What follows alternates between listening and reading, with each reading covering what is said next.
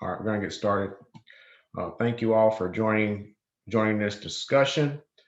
I am Justin Golston, your instructor for this course. Today we're going to go through SEM 210, Introduction to Logistics and Supply Chain Management, but I do just want to confirm that you can see my screen. Yeah, I can see it. All right, perfect. So the things we're going to go through today is I'm going to introduce myself. We're going to provide a course overview. We're going to go through the CTU policies. I'm going to cover my keys to success in this class. We're going to go through the week 1 to-do list, and then we're going to go through the IntelliPath overview. Well, for IntelliPath, if you do not have experience with IntelliPath, please let me know because based on previous courses, everyone has essentially had experience with IntelliPath. So most people, so we normally just breeze through or go through that section of the presentation. Okay, so if you do not have experience with IntelliPath, please let me know, and we'll go through that section very quickly. And then finally, we're going to have a short lecture on the introduction to logistics and supply chain management. So a little bit about myself. I've spent about 20 years within the industry. I have an undergrad in supply chain management. I have a master's in supply chain management, and then I have a doctoral degree in leadership and organizational change. Also, I have a number of industry certifications, and I'm big on certifications, and we'll actually talk through that as we go through this course. And I'm also a 5-time TEDx speaker, and I'm an organizer for Penn State University, where I shared my thoughts on blockchain in 2019. And I'm excited to note that some of the things I was mentioning in 2019 are actually becoming a reality in 2021. So those are some of the things we're going to talk about in this course. So this is a short course, and in the first week, we're going to provide you with an introduction to logistics and supply chain management.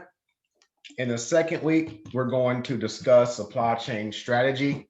In the third week, we're going to talk about metrics such as key performance indicators, and that is the favorite week of everyone, because regardless of if you're in supply chain or not, a lot of people can relate to that week because there's a lot. All of us are measured in some shape or form within our organizations, and people like that week.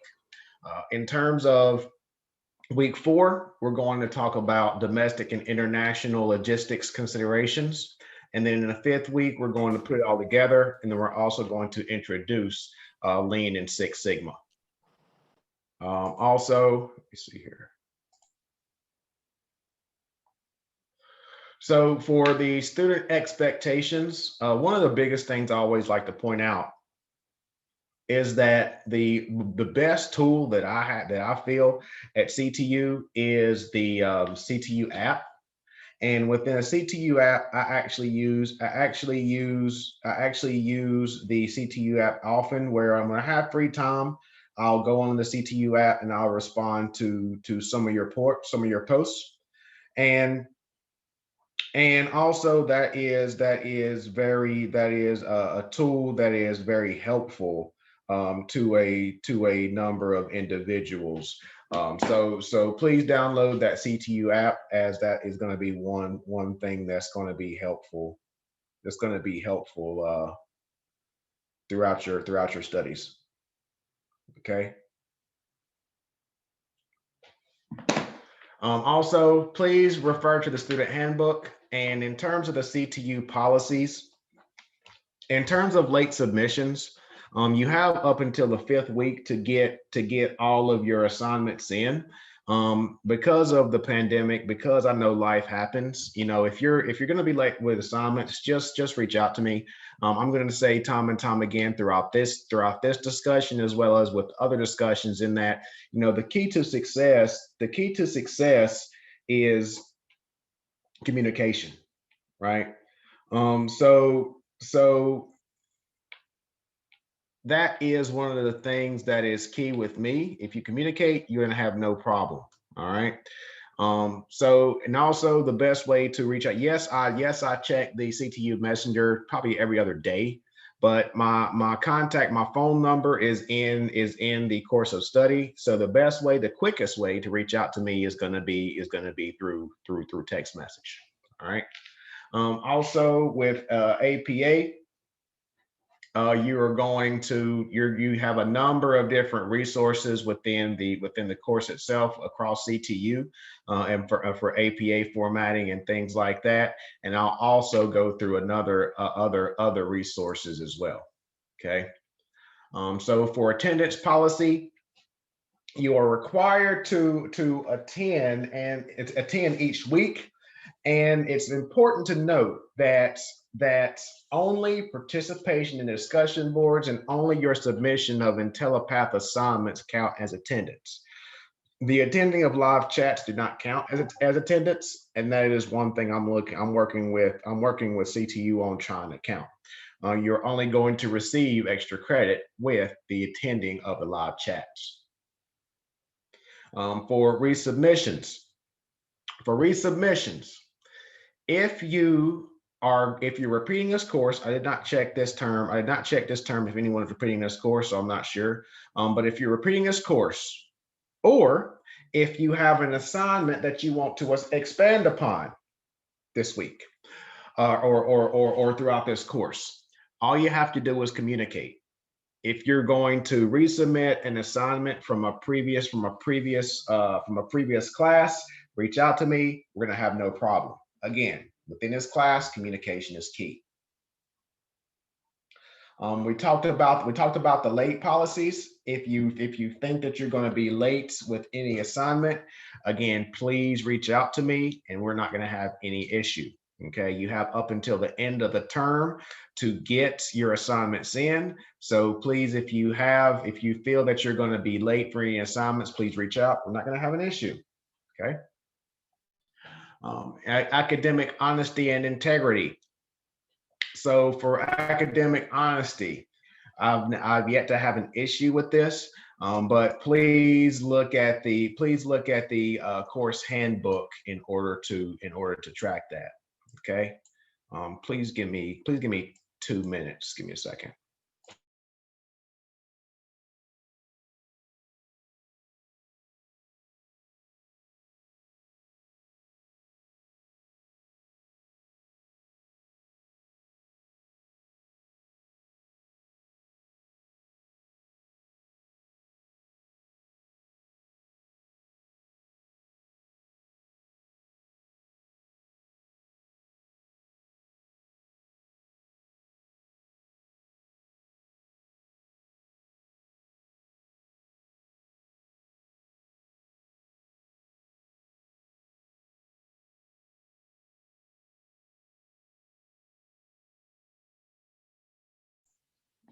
All right.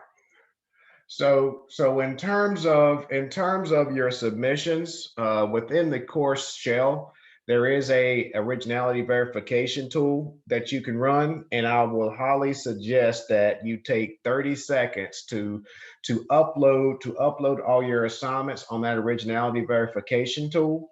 And if there is a high match, please reach out to me, and we'll take a look at it. Any questions? Any questions on that? Any questions on the originality verification?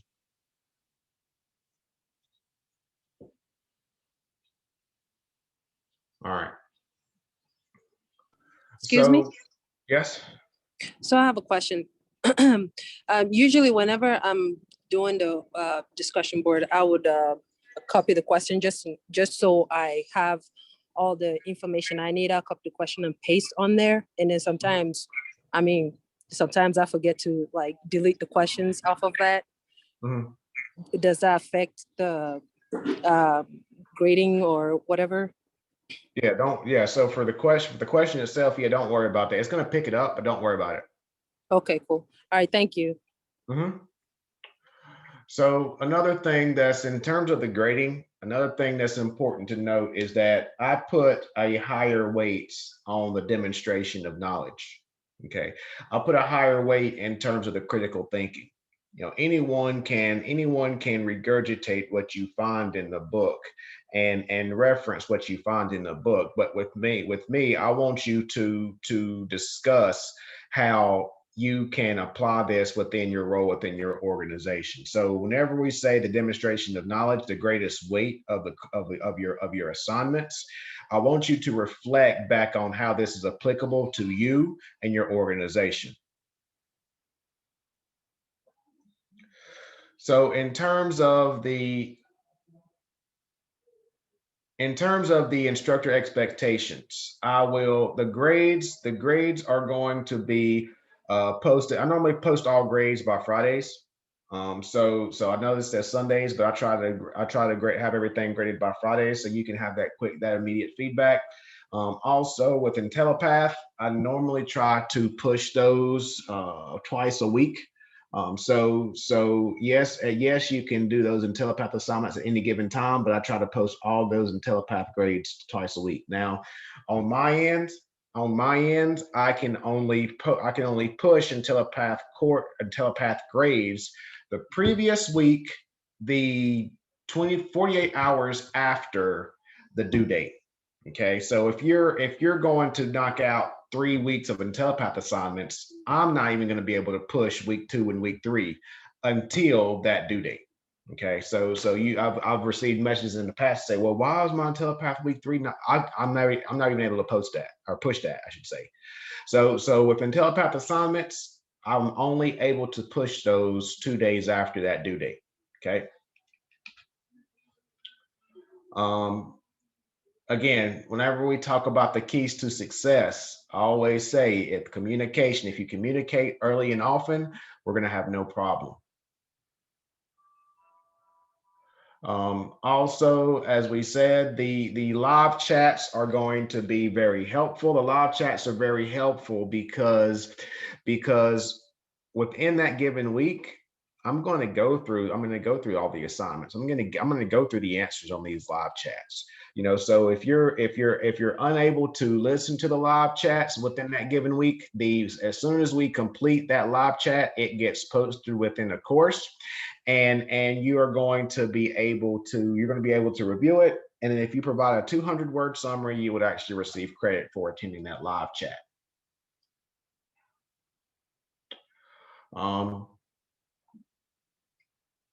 So again, week 1 to-do list. I will ask that you review the course chapters.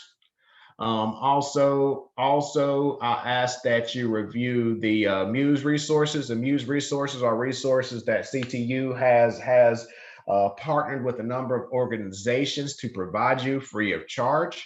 I know that a number of organizations actually pay for those resources, so I'll highly suggest or recommend that you actually review those resources. Also, please ensure that you can access the ebook, Fundamentals of Supply Chain Management. And then this week, you are expected to review chapters 1 and 2. Okay. Your initial posts are going to be due on Friday by 11:59 Central Time. And then you're going to have 2 peer responses due by Tuesday. All right. So once you review chapters 1 and 2, you're going to have to discuss what are the elements that make up a supply chain. We're going to go through that shortly. We're also going to go through what are the flows of a supply chain, why they're important. And we're also going to talk about why supply chain coordination, supply chain coordination and supply chain disruption. Those are the things that we're going to review in the next couple of minutes. And then again, ensure that your originality score is 35% or less. By Tuesday of next week, please ensure that you've responded to at least 2 of your peers. And then also, please make sure that your IntelliPath assignments have been completed within that given week. Yes, you have up until the end of the term to complete that IntelliPath assignment, but based on my experience, People normally do not complete those assignments. They do not normally complete all 5 IntelliPath assignments in that last week of the course. Okay, so please, I highly recommend, I highly suggest that you get those IntelliPath assignments complete within that given week. Any questions? I have a question about the live chats, the time. Mm-hmm. So I was wondering if this is gonna be like the regular time when we're gonna have the live chats is supposed to be at 2, all through the course, all through the 5.5 weeks. Oh man, give me a second. Are they different? Give me a second. Yes, I'm in Colorado, so Yeah, so it's gonna be the same time each week. oh, okay. All right. Yeah. Thank you. So, but like I said, if you're unable to make those chats, those times, well, you'll be able to review the recordings as soon as they're over. Okay. Yes, thank you. Okay. So since, let me check the chat really quick. So since no one said that they do not have experience with IntelliPath, we're going to jump through that because that way we have more time to focus on the lecture, because when I go through the IntelliPath, this first week normally turns into like an 1.5-hour session. And I know that some of you are probably taking a break from work, so we're going to get into it. So with an introduction to logistics and supply chain management, a supply chain. So I always say that if you look around the room you're in right now, every single thing in that room got there due to supply chain management and logistics. Okay. Everything, all the clothing that you're wearing got there due to supply chain management. The laptop or desktop that you're on got in that office due to supply chain management. And supply chain management, so we say supply chain management and logistics. And in terms of logistics, I say that logistics is one part, is under that supply chain management umbrella. Okay, so within that supply chain management umbrella, you have the sourcing. So the sourcing is, I always refer to a smartphone. So whether it's Samsung, whether it's Apple, people can relate to that. You know, whenever Apple is looking to release a new iPhone, they have to say, okay, we're going to put these 8 cameras on the back of this iPhone. Where are we going to source these cameras?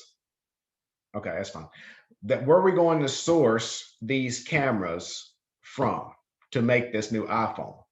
Right. So once they find that supplier of those cameras, then they have to understand how many cameras do we need to make these million iPhones. Okay. Once they determine how many cameras they need, then they procure or purchase those cameras. Okay. Once they purchase those cameras, then they have to use logistics to get those cameras from, let's just say India, for example, to China, because Apple uses Chinese manufacturers. They make nothing in the US. They only engineer, they only create the product, and they only dream up the product, I should say, in the US. And then they outsource all of the manufacturing to China. Okay. So they get these cameras from India to China via logistics, and then they manufacture those iPhones. So the camera is just one component. That's just one part that makes up the iPhone. So whenever they manufacture all these iPhones, they have all of these other hundreds of parts that they have to source, just like that camera. And they have to determine how many of these parts, just like the camera, they need to purchase. And then once they purchase all of those other parts, similar to the camera, they have to use logistics to get all of those parts to this manufacturer that's going to make these iPhones. So once they receive all these hundreds of parts, now we start to manufacture all of these iPhones. So as we're manufacturing these iPhones, all of these finished iPhones are stacking up in this warehouse, right? This manufacturing facility, I should say, right? So now as they're producing, they have to say, okay, we have to store these finished iPhones somewhere. So that's where your warehousing comes in, your distribution centers come in. And whenever you think distribution centers, think Amazon. You know, Amazon has these massive buildings that stores all these thousands of parts. So whenever you go on to Amazon Prime, you know, Amazon is able to pick that part, put it on a truck, and it shows up at your house the next day. Right. So that's where this comes, this whole supply chain and logistics comes from. So once we store all these parts, okay, once all of these parts are stored, then Apple will, you know, promote this item. And then once they promote the item, then the demand comes in. And then once the demand comes in, then this distribution center will pick all of these parts, and then they'll ship it to the retailers. And then once the retailers receive those parts, then us as a consumers come in and purchase those parts. Okay, so that is the perfect example of supply chain management and logistics from a iPhone perspective. Okay, any questions on that?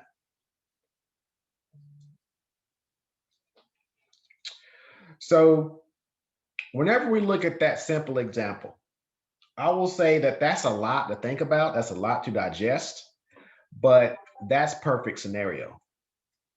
Now, you have what we refer to as supply chain disruptions, and we've seen supply chain disruptions such as the pandemic. We have seen supply chain disruptions such as the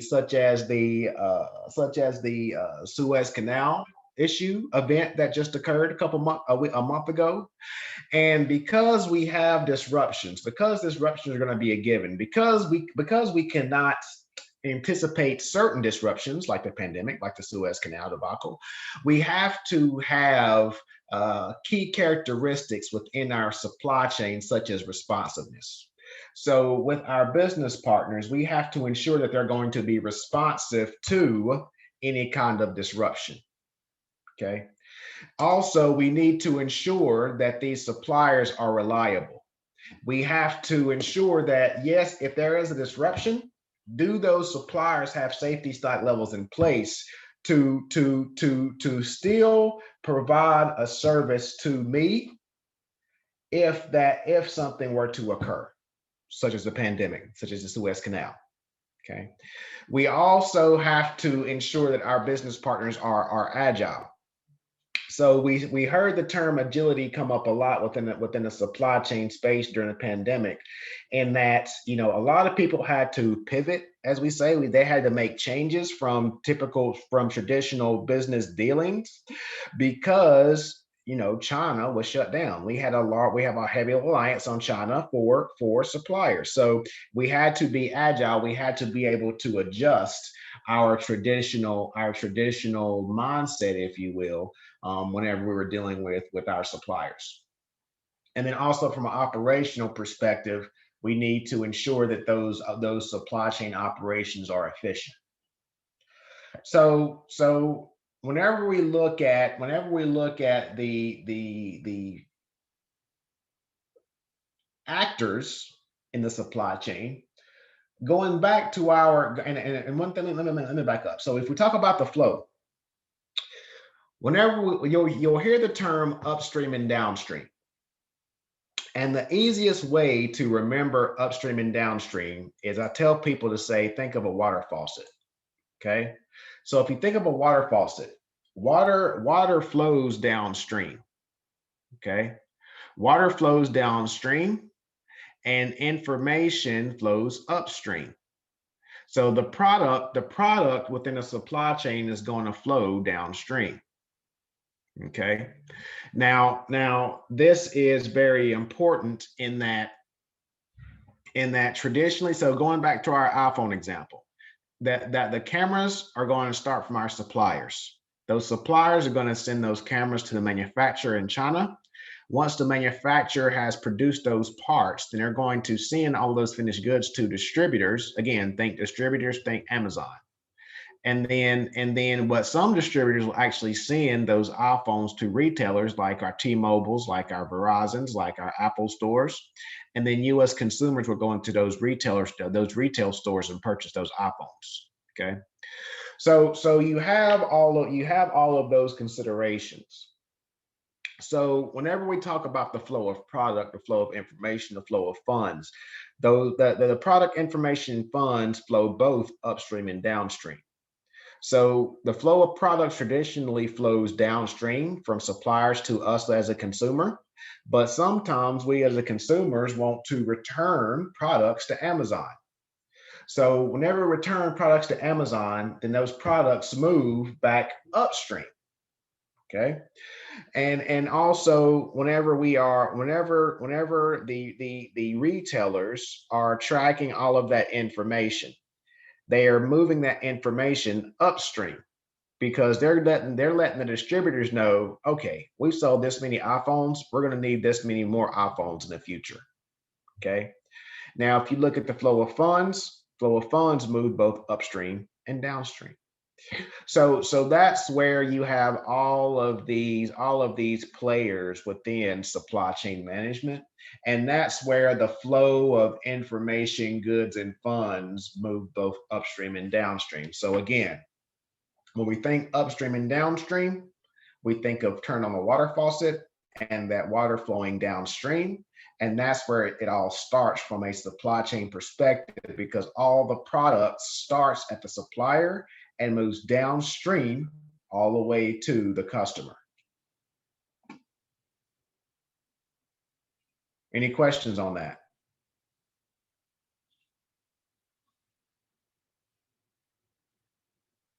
Okay. So in terms of supply chain integration, I briefly spoke about this in that when we talk about supply chain integration, some of the critical concepts, some of the key concepts is that we have to have coordination. So we have to have supply chain coordination throughout all of our business partners. So going back to our example, we need to coordinate with all of those actors within the supply chain to say, okay, I need this many iPhones at this store. So then the retail store needs to communicate with the distributor to say, okay, please get these many phones available to send to these stores across the United States.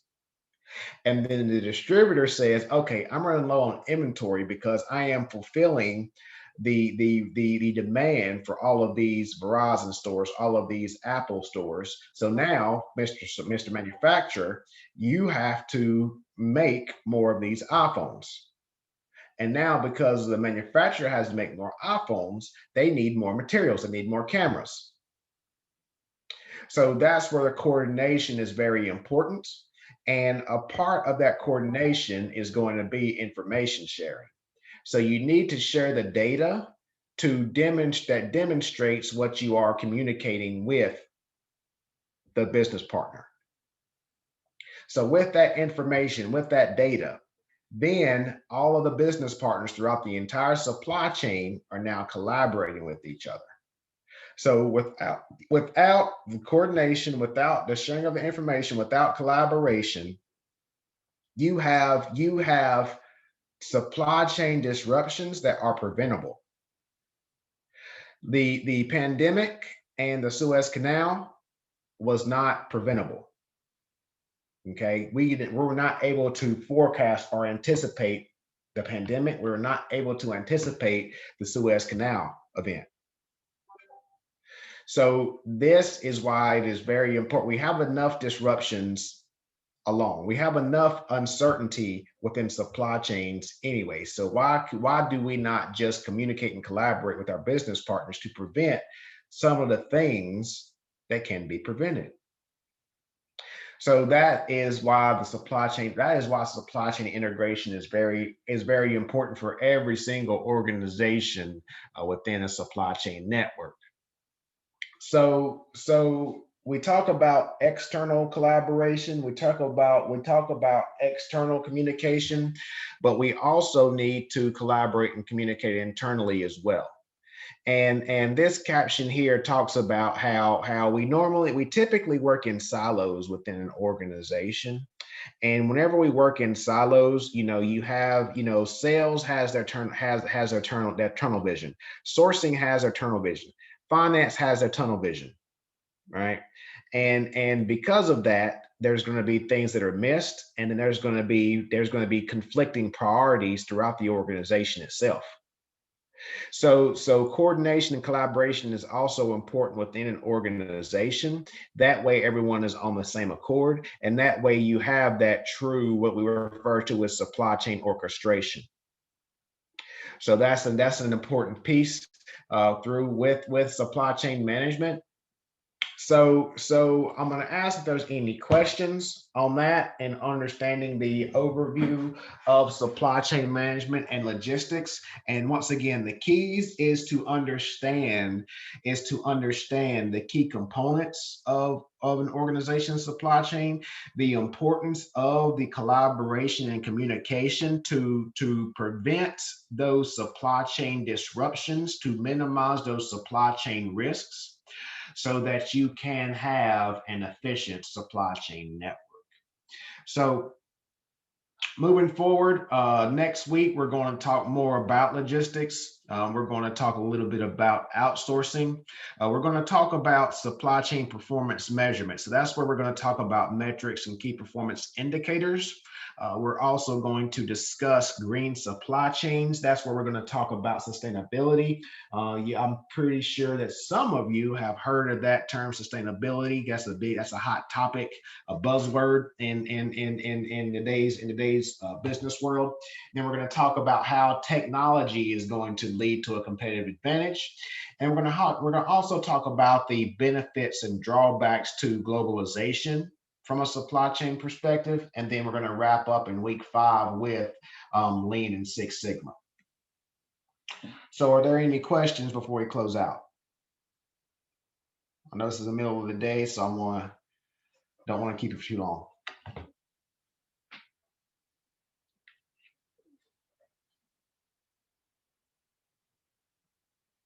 All right. There's no more questions. Have a great week, and we'll talk next week, and I will talk to you on the discussion boards. Thank you.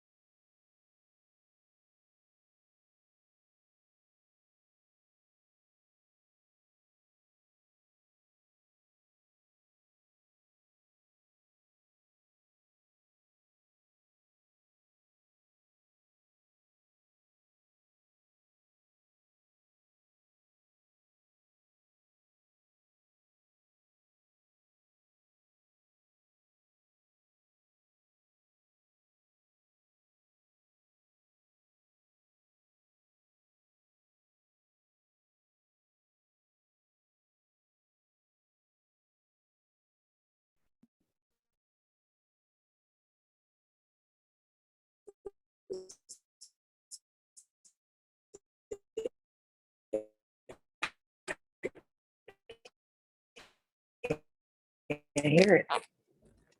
I can't hear it. That's the problem. Hold on. Oh, no, no, no, no.